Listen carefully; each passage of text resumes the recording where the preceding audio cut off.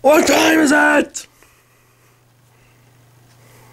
It's reveal time! So it's SGC, we're finally back. It's been a month, I'm sorry guys, because I've been totally sick, and it's been horrid. I've been coughing out my lungs.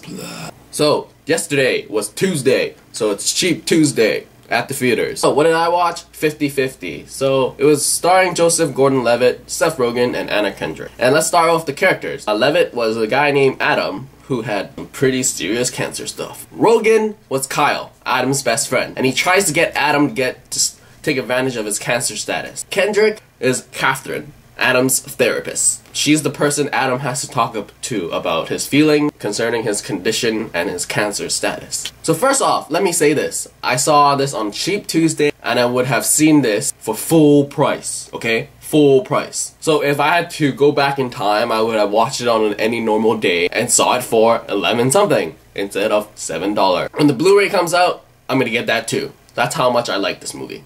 So this is the movie that is like a slice of life for me. I mean, sure, there are other movies out there that might be a slice of life for yourself, but for me, I couldn't really think of any other movie that moved me this much. I think this whole cancer thing is really relatable to me. I can relate to Adam and his cancer a lot, because my own mother had cancer, and luckily she beat the stupid thing. I mean, I teared up when Adam had to tell his mom that he had cancer. Ooh, spoiler alert. I bet many people thought this movie was about Adam and Kyle taking advantage of Adam's cancer status and like just sleeping with women using that cancer status. And why do I bet that? Well, that's because how the trailers are portraying that. And I don't know if this qualifies as false advertisement or what, but it is not what the movie is all about. So what is this movie all about? I called this movie earlier a slice of life. And why did I do that? Because this movie had balance. So between all the drama that cancer brings into one's life, it is offsetted by the comedy that the cast has done. The comedy is not forced, and like it's not that vulgar despite it being rated R and having Rogen in it. I think the comedy is nicely sprinkled everywhere throughout the film by like pop culture references, and it really brings the reality of cancer into the audience. You have cancer, this is the bad stuff that you have to deal with, but yet people are still talking about what's going on in the world and what's happening. Wow. My life sucks right now, but the world is still moving on. And the things that Adam goes through, and I won't spoil any of them here because you should go watch the movie, are genuine problems. They're so genuine that even like everyday non-cancer patients will have to go through. So that's the overall storyline and how I felt about it. So now on with the acting. Levitt plays a totally believable cancer patient. He really shows that he's suffering and he's really struggling with all this like inner feelings of like why me sort of thing. So Rogen, he's the comedy here. He's the sidekick that just doesn't really know what to say because it's just like cancer, it's real life, what should I do? But he still has to say something. And it works. In comparison to Levitt, he's not really on the screen that much in comparison to Levitt, obviously.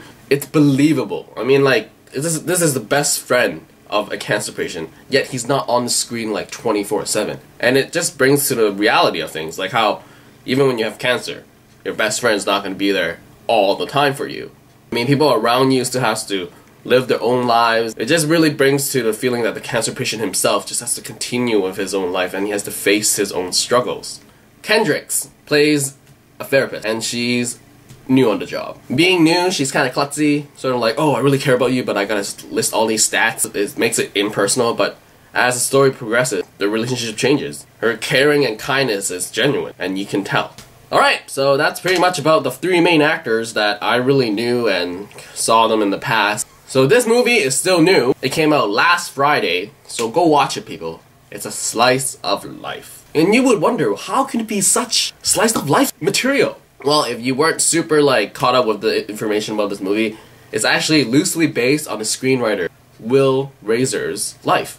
And he was friends with Rogen. Rogen practically played himself in the movie because Razor had cancer and Rogen just was the guy in the movie. So be it if you know someone who had cancer or not, this film will be enjoyable. In a sense, the larger picture of things is that we really have to enjoy the things we have in life and not take them for granted. And like how Catherine says in the movie, you can't choose your parents, but you can choose how you react to them. So that's it, guys. That's my review for 50-50. Seriously, check it out. before it goes out of the theaters. I have an upcoming Planet of the Apes review coming up soon. I think you can't watch it in theaters anymore, but I'm still gonna write it. Or no, I wrote it already. And upcoming will be some stuff about Hong Kong, because I went back there for 2 weeks. Hence my downtime and non-existence on YouTube. I really miss YouTube. Glad to be back. So like it, subscribe it. See ya!